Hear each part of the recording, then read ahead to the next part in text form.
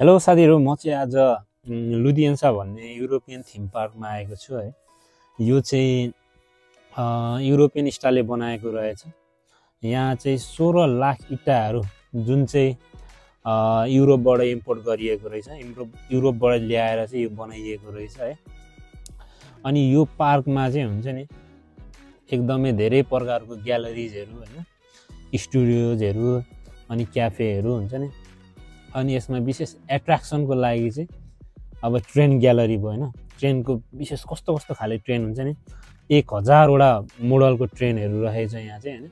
अनि antique gallery भयो हैन, पुरानो सामानहरूको हुन्छ नि, त्यो पुरानो सामानहरू जस्तै टेलिफोन लिएर त्यो आइरनदेखि लिएर हरेक प्रकारको उयोहरू सामानहरू रहेछ। अनि यहाँ चाहिँ 700 वर्ष अगाडिको हुन्छ नि जिजसको स्ट्याचु पनि रहेछ। स्ट्याचुको त्यो वुडन जिजस स्ट्याचु हुन्छ नि, त्यो पनि रहेछ क्या। अनि एनालग स्टुडियो भयो हैन। अनि यो क्यासेटहरू देख्न सक्नुहुन्छ। यो चाहिँ जमानाको हुन्छ नि, 1966 को हुन्छ नि, द बिटल्सहरूकोदेखि लिएर हरेक हुन्छ नि, हरेक यो आर्टिस्टहरूको रहेको छ यहाँ चाहिँ हैन। अनि ट्राइम स्टुडियोहरू पनि देख्न सक्नुहुन्छ तपाईँहरूले चाहिँ। यहाँनिर हरेक प्रकारको चिजहरू देख्न सक्नुहुन्छ। यहाँ एकदम राम्रो छ। इन्स्टाग्रामहरूमा फोटोहरू खिच्नको लागि, अब इन्स्टाग्राममा हाल्नको लागि फोटोहरू हैन। अब पुरानो एन्टिक सामानहरू पनि रहेको छ हैन साथीहरू यहाँ।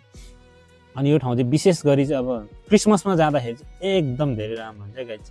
क्रिसमसमा जानुभयो भने चाहिँ यो ठाउँ चाहिँ एकदम धेरै बवाल हुन्छ नि।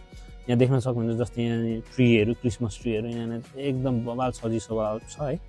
म चाहिँ गएर आएँ हैन। तपाईहरु पनि हो अब जानुहुन्छ चाँडै, घुम्नुस्, रमाइलो गर्नुस्।